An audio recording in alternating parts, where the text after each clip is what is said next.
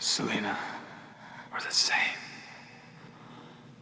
Split right down the center.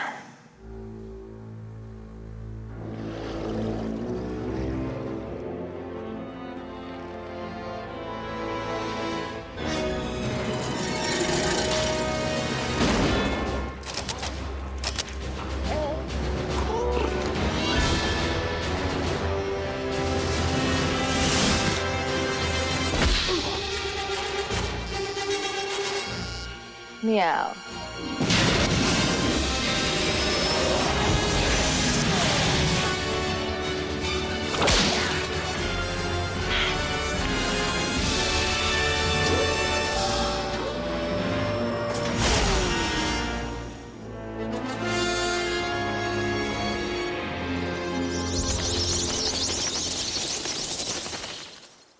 I'm ready, Max. I've been down here too long. It's time for me to ascend, to re-emerge. On the second one, it was always the desire to kind of do something else, but still keeping the spirit of Batman. I mean, we wouldn't want to change it to where all of a sudden it was a completely different thing. But, you know, you're working with other writers, designers, actors, artists. You're not, myself included, don't want to just do the same thing. So everything was slightly redesigned or completely redesigned or rethought, but it's always trying to keep within some idea of the Batman that we first made. Tim and I had talked about it. We figured we had this pretty well wired, you know, what I did, what I didn't do, what I needed to do, what I absolutely didn't need to do, what was better for me not to do. And we thought, well, this will actually be easy. This will be one of those where you just show up, you know, turn around, look into camera, and we'll kind of spray a little sweat on your face like you just beat up 5 guys and go home. It turned out it wasn't like that at all. It did have a darkness and a complexity and a resonance that I think the audience at the times, a lot of people didn't expect. You know, it wasn't just kind of a fun, cool comic book movie. It was something more than that.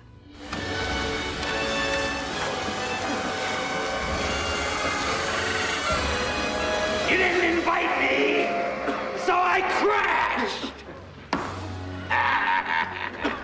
Tim and I had several kind of loose conversations about where the movie would go with input from the studio. They really wanted the Penguin because they sort of saw the Penguin as the number 2 Batman villain. We wanted to do Catwoman, so we wound up doing Penguin and Catwoman. And I did 2 drafts. It was a deal where the studio was now at the point where they wanted to proceed with the movie. And they said, Tim, come on, you gotta do it. You gonna do it or not gonna do it? And Tim was very averse at the end of the day to the idea of coming in and doing a sequel because he thought he'd kind of, you know, look, I've shot my wad on Batman. I've said what I have to say about Batman. I don't really know if I want to do this. And he was very reluctant to get involved. And finally, the way that they kind of got to him was to say, well, what if the second movie is really just a Tim Burton movie? And that kind of got his attention and got him thinking about what he could do with it again. You know, how extreme could you go with the Penguin? How extreme could you go with Catwoman? What if you didn't have to worry about, you know, sort of the fidelity to the mythology, all of that kind of stuff like that? I wouldn't have done it right after the first one because that was like the last thing you'd want to do was to go right into another one of those. So I did Edward Scissorhands after Batman, which was nice, sort of different kind of experience, which was great. But then I was still intrigued by the other characters, you know, like the Catwoman, you know, came to mind right away because that's next to the Joker. That was probably my favorite second villain in the piece. And then that got us to thinking about, well, the Penguin. You know, you could find the psychological profile of Batman, Catwoman, Joker, but the Penguin was just this guy with a cigarette, and a top hat, you know, and didn't really, what is he? So, but then started thinking about, you know, Catwoman, Batman, sort of this animal people, and Penguin, and started to think about him, tried to find a profile for him, and so it was fun to kind of come up with the sort of bad freak, you know, but again, that duality of somebody who's been sort of wronged and you know, has that sort of split not like dark, but sort of human animal, you know, and sort of using the animal motif as a strong image for the film. And then I started to get excited about it. Well, once we decided, that Tim was going to direct the sequel, we jumped right in with the script. So it was challenging. It was not an easy screenplay to develop. Most of the stuff that I had done for that movie wound up being scrapped. And the decision that came out of that was just basically to go with pretty much a whole new direction with the story.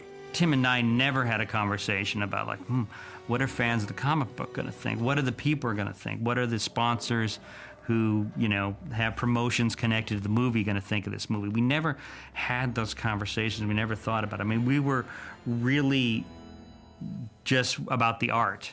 We surprisingly got very little directives from the studio, like you must have, Robin. And there was none of that really. I think we did try it. We did try something, and Tim was big on not making a big deal about it. Like we wanted to work in maybe a Robin character. I could tell he was not enthusiastic about it from the get-go. But we wanted more of a thing where it was kind of like something that would be hinted at and then developed in a later movie. At some point, there was a discussion of Robin, and again, the only way I could see it was to try and find a profile that worked. But what ended up happening was, again, I think at the end of it all, we just realized we had too many characters, and people even complain, even without Robin, they complain that there maybe is too many characters, and always with, there was always the idea that the third or fourth, at this point, I think Warner saw it as a potentially ongoing thing, maybe, and therefore, there's always that, well, if we don't do it in this one, they'll do it in the next one kind of deal.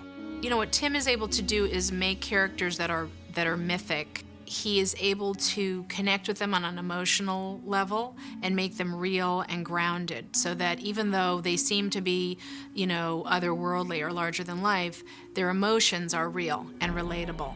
More than any other person who's interpreted Batman, that I really think that Tim Burton has the most in common with Batman. I remember hearing things like, in the first movie, the Joker stole the show, and in the second movie, he's hardly in it. It's all the Catwoman and Penguin, and I always felt that those people, for me, were missing the point of the character of Batman.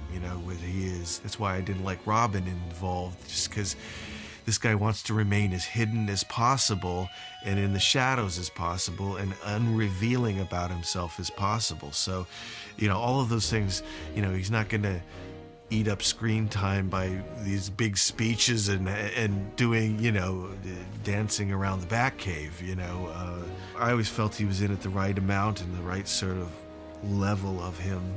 Hey, Mark. Okay. And action! We really wanted Michael Keaton to be Batman and Bruce Wayne again. I mean, it's always hard, I think, for an actor to commit to playing the same character over and over again. They have to feel confident that they have something more to bring, to the character. And, Michael definitely struggled with that and questioned it, which I think was good. It pushed us to really make sure that the character, reached the level of the first movie.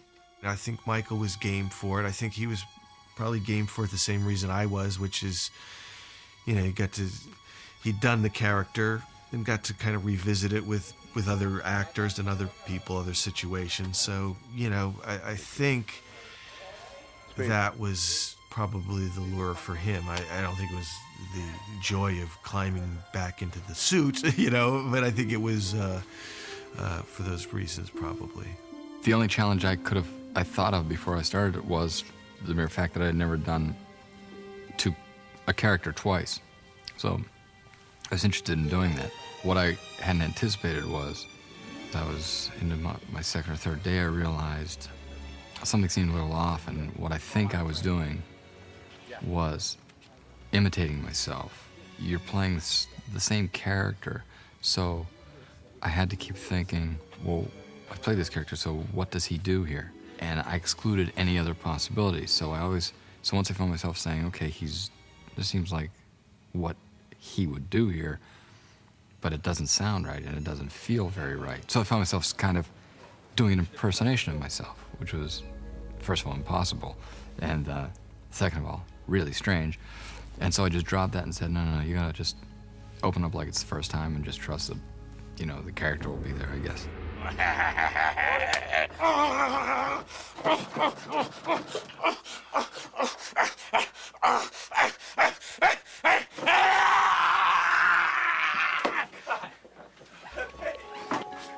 It was really fun, you know, casting this movie. What a dream come true to have to cast the Penguin and Catwoman in one movie, you know? And I think everybody always just automatically said Danny DeVito's a Penguin. Who else is going to be the Penguin? There was a piece in the paper. Somebody said, wouldn't it be cool if Danny played the Penguin? And I looked at it and went, wow, you know, I never thought about that. That's how I sort of got introduced to it. Danny was the first and only choice for that. There was no question about it. And action, Danny!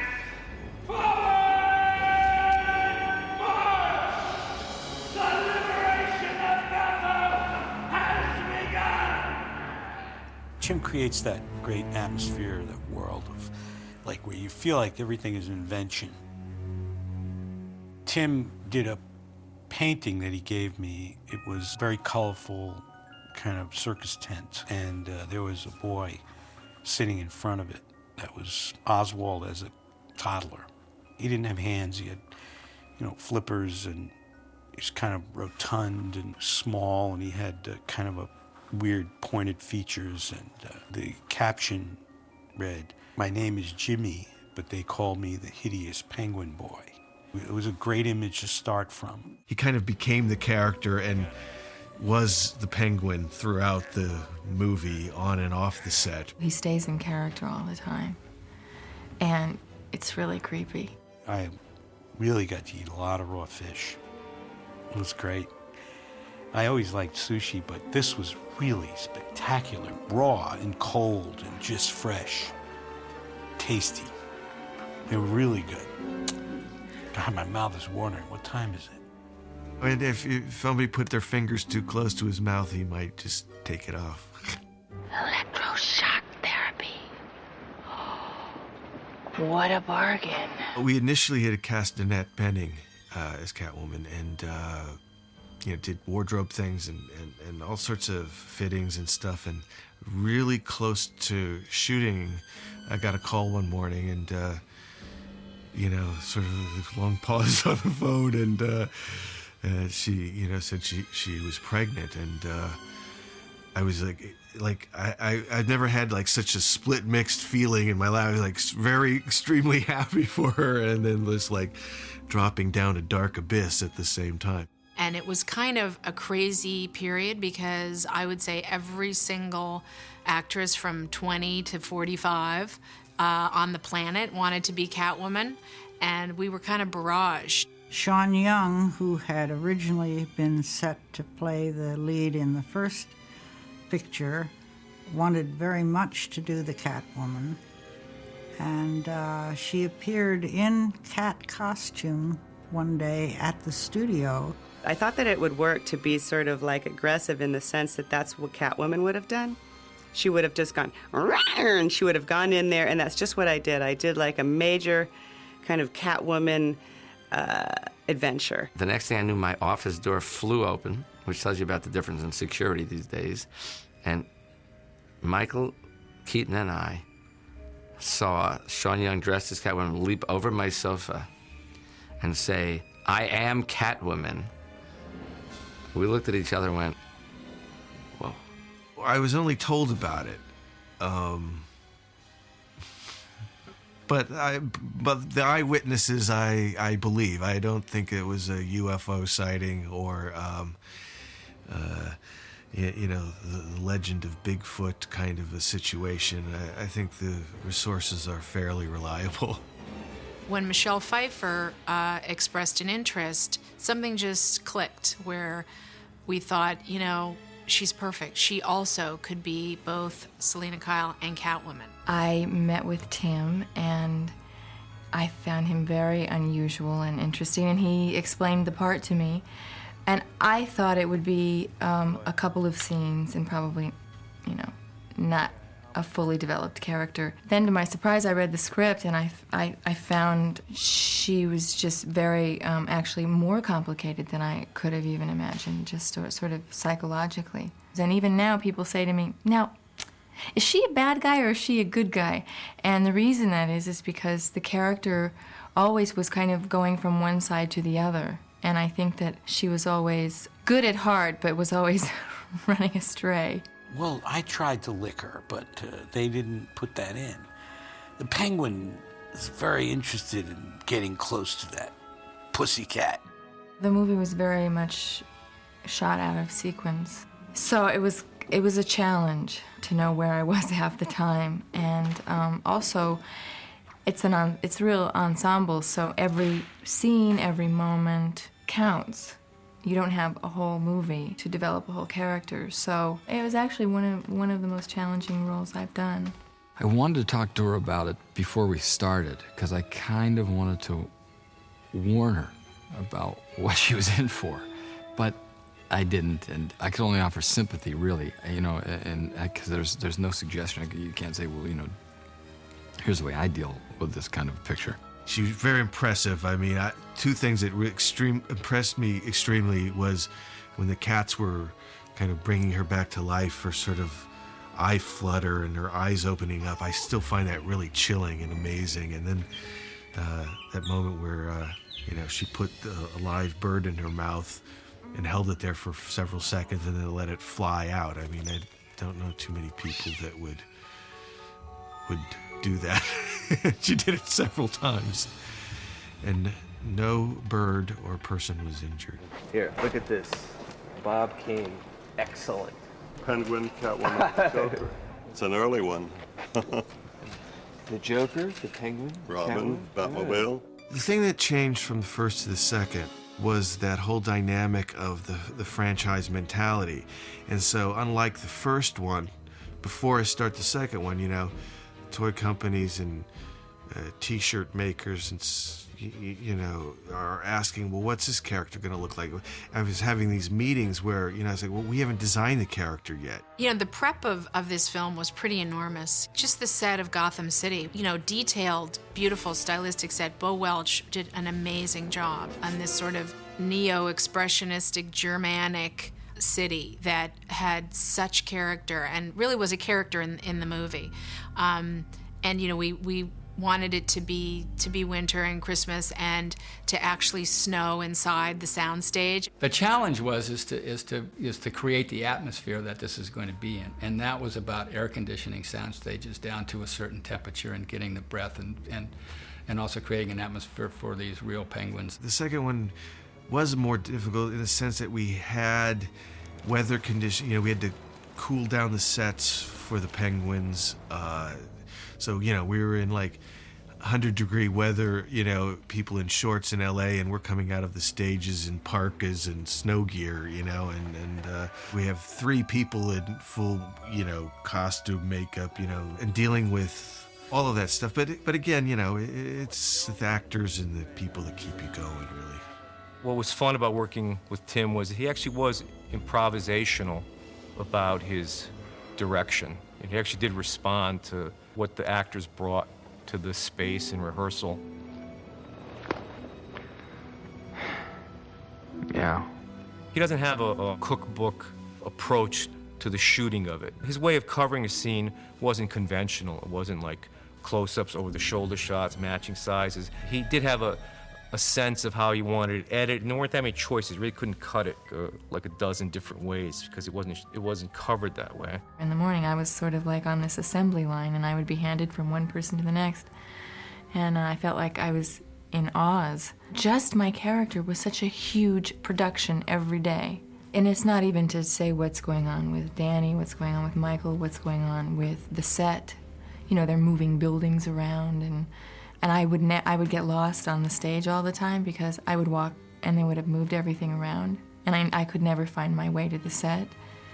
That's never happened to me before. The first couple days, it was really fun to watch the expression on Danny DeVito's and Michelle's faces because they just looked absolutely lost.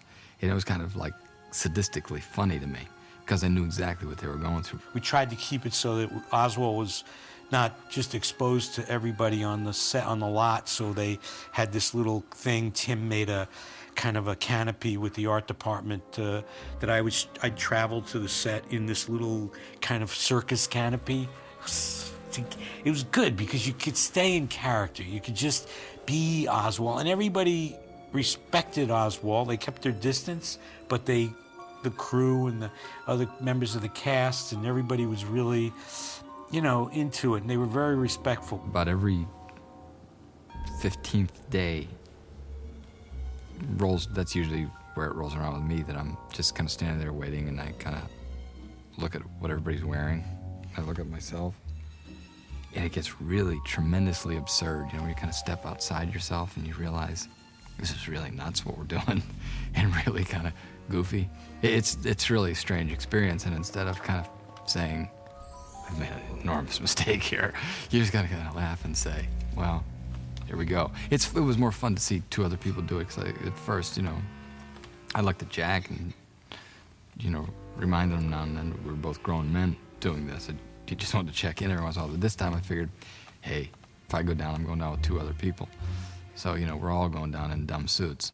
Felt like Elvis walking into Caesar's. Yeah, I mean, people would start to laugh, but it would be for different reasons. Some reasons would be just the absurdity of it. I think some of it was just exhaustion and, insanity. But it was easier for me to laugh because I'm looking at him from the outside, looking at the whole thing. And so sometimes I'd start laughing, and they probably thought, what am I laughing about? It's not funny, Why don't you get in this costume?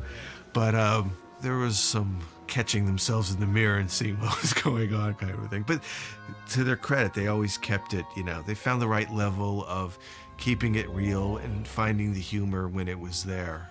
I had an experience with a monkey, which was like harrowing. We were doing the scene in the lair when Batman sends a note with this little kind of rhesus monkey. We were doing this rehearsal, and the monkey's coming down, and the monkey's got the note, and the trainer's there, and he says, you better, go over and, get the note from the monkey. I go over to the monkey, and I take the note. And he hands me the note. And I give it to the trainer, and the trainer gives it back, and they say, okay, this is fine, we can shoot. Now I get into character. Oswald is not, it's not me going over, be gentle with the monkey.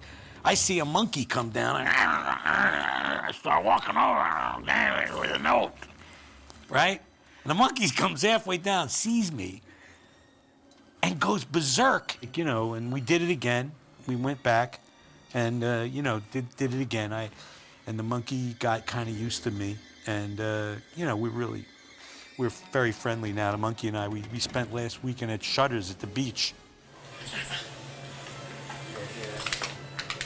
Obviously, I like the fact that it, there's no pre-sound. It's just, keep the shock of the explosion there. In terms of the post-production of the movie, it was really kind of scary because we had a summer release date. You have to release these movies in the summer. We had a very tight schedule, and this was, 13 years ago now. We were in production, and, it was before computerized editing. It was before all these, CGI techniques that we have today. It was very different time in terms of making a special effects movie. And it was kind of touch and go for a few weeks there. Would we get the film ready? But, we pulled it off. We pulled it off almost to the last minute. There was one shot at the end that I think cost like $250,000, and we had to do it on a weekend with the Catwoman, keeping her alive. I think it was something like that at the end. It was a studio note. I remember saying, I don't think it can be done in the meeting. We'll try. And then it was a flurry of phone calls after that. Literally, it was the next day or even that afternoon that we got a Catwoman suit out of storage and put it on somebody and actually shot. Yeah, it was that quick. It was like a nightmare. Always these big Hollywood movies, you're, riding to the end of the thing. And I just decided to put that in because it just felt right.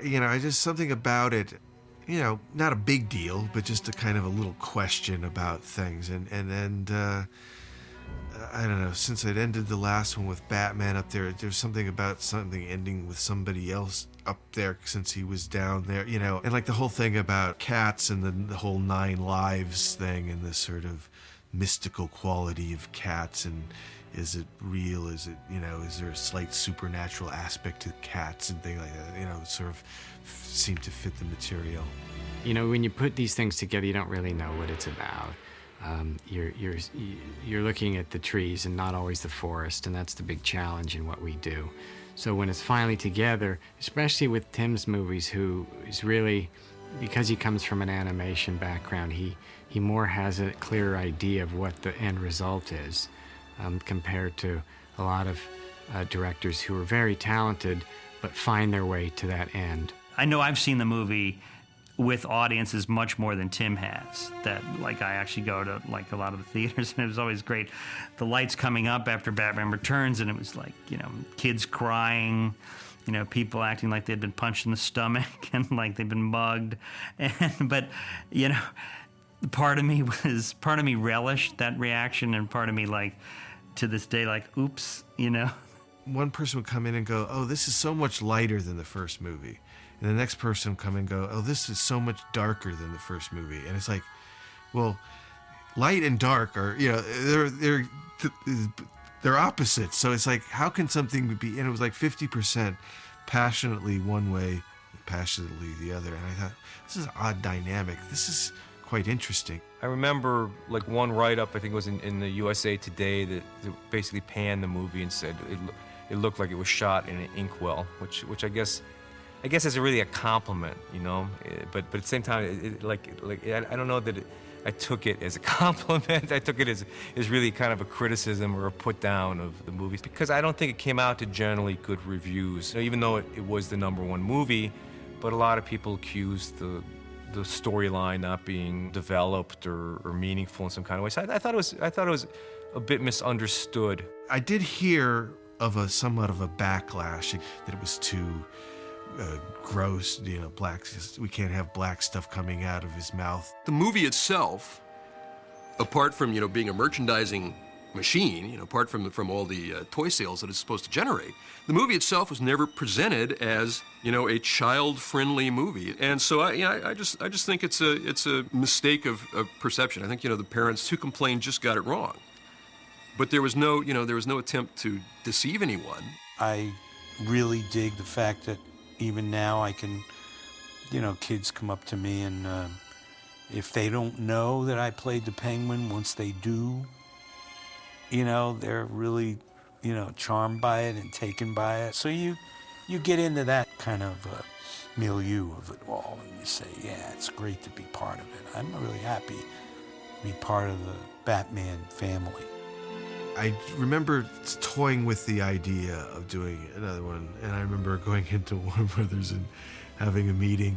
I'm going, you know, you could do this, we could do that, and they go like, Tim, don't you want to do like a smaller movie now, you know, just something that's more, and like about, you know, half hour into the meeting, I go, you don't want me to make another one, do you? And they go, no. And I just said, no, I know you did. And so we just stopped it right there. You know, when you're a director like Tim and you have so many stories to tell and you're so visionary, I mean, can you do the same character over and over again? I think we all knew that, you know, Tim had other places to go and other films to make. Would have been great for the audience because he would have made a lot of great Batman movies. But we wouldn't have had, you know, all these great films that he's made since then. Gotta fly!